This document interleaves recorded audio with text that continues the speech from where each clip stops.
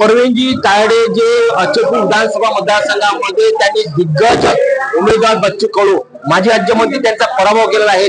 भाजपाचे उमेदवार आणि जनतेने त्यांना स्वीकारलाय. हो, काय प्रतिक्रिया आपली? लोकांना परिवर्तन पाहिजे होतं आणि त्या परिवर्तनाचा भाग म्हणून लोकांनी मला मतदान केलं आणि माझ्यासोबत होते लोक. भारतीय जनता पार्टीची मोठी ताकद त्या मतदारसंघात आहे. फक्त उमेदवाराची निवड लोकांच्या हाती असल्यामुळे माझा विजय सोपा झाला.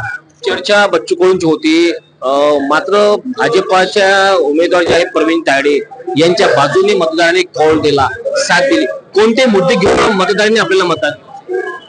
हिंदुत्वाचा मुद्दा महत्वाचा आहे.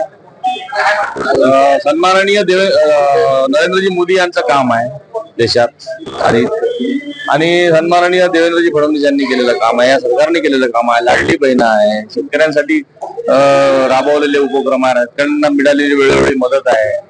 या सर्व गोष्टीचा आणि त्या आमदारांनी 20 वर्षात जे जे काही न केलेले काम आहे त्यामुळं वाढणारी बेरोजगारी असो, भिल्ले मिल असो, अमरावती परतवार रस्ता असो, त्यानंतर जिल्ह्याचं नाव जे रखडलेलं आहे, जिल्ह्याची निर्मिती जी रखडलेली आहे ती असो, त्यानंतर उद्योगधंदे असो, शेतीपूरक व्यवसाय असो, शेतीपूरक उद्योगधंदे असो, हे या साधक मेडिकल कॉलेज किंवा नाही तुम्ही 20 वर्षात तुम्ही इंजिनिअरिंग कॉलेज ते पण एक ना अशा अनेक गोष्टी ज्या होत्या त्यामुळं लोकांनी ठरवलं की आपल्याला हिंदुत्ववादी भारतीय जनता पार्टीचा आमदार इथे घडवायचा.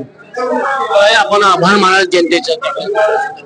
सर्व जनता जनार्दनांचे मी आभार व्यक्त करतो. महिला भगिनींचे आभार व्यक्त करतो, लाडक्या बहिणींचे आभार व्यक्त करतो, शेतकऱ्यांचे आभार व्यक्त करतो, त्यानंतर युवकांचे आभार व्यक्त करतो, युवतींचे आभार व्यक्त करतो, व्यापाऱ्यांचे आभार व्यक्त करतो, शेतमजुरांचे आभार व्यक्त करतो. सर्व स्तरातून मला मतदान झालेलं आहे आणि सर्व सुरुवातीला मी 1 नंबरवर होतो आणि माझा शेवटही 1 नंबरवर झालेला आहे. त्यामुळे तुम्ही समजू शकता की मी कुठे मागे पडलो नाही मतमोजणीत किंवा कुठे काही नाही. म्हणजे जनतेचा कौल काय होता, जनतेची मानसिकता काय होती हे यातून दिसून येते. सर्वांचे मी आभार व्यक्त करून का असं प्रवीण तायडे आता म्हणजे नवनिर्वाचित आमदार होणार, आपण काम करत होते, प्रचार करत होते आणि दिग्गज उमेदवार बच्चू कडूंचा आपण पराभव केला असं आपल्याला वाटत होतं की हमखास आपण म्हणजे या ठिकाणी उमेदवार आमदार होणार? अर्थात मी तिकीट मागतानाच म्हटलं तुम्ही त्यांना पाडतो. गोष्ट कशी आहे, मी जिल्हा परिषद असो ग्रामपंचायत करून आलेला व्यक्ती आणि मी जेव्हा या पायऱ्या चढत आलो होतो मला पूर्ण आत्मविश्वास होता की यावेळची जनतेची मानसिकता काय आहे. फक्त मतांचं ध्रुवीकरण व्यवस्थित झालं पाहिजे आणि त्या ध्रुवीकरणात मी फील्ड बसत होतो. त्याच्यामुळं मला माहित होतं की मी पाडणार म्हणजे पाडणार. भाषणातून म्हटलं होतं की डमी उमेदवार म्हणून प्रवीण तायडे दिले आहेत. त्यांना माहिती होतं हा ध्रुवीकरण करू शकतो. त्यांना आतापर्यंत या मागच्या 2 ज्या निवडणुका आहे त्यांना म्हणजे खास करून मागची निवडणूक त्यांनी अरेंजच केली होती ते उमेदवारी आणि स्वतः डमी उमेदवार आणायचा आणि निवडून आणायचा, स्वतःची पाठ ठोकून घ्यायची, राज्यभर आंदोलन करायचे. या गोष्टी यावेळेला झाल्या नाहीत. यावेळेला भारतीय जनता पार्टी सारख्या मोठ्या पक्षाची जागा सोडण्यात आली. जर डमी द्यायचा होता तर जागा सोडल्या गेली नसती. त्याच्यानंतर डमी द्यायचा होता. योगी आदित्यनाथ सारखे जे मुख्यमंत्री फायर ब्रँड नेता आहे त्यांची सभा मिळाली नसती. त्याच्यानंतर मध्य प्रदेशचे मुख्यमंत्री त्यांची सभा मिळाली नसती.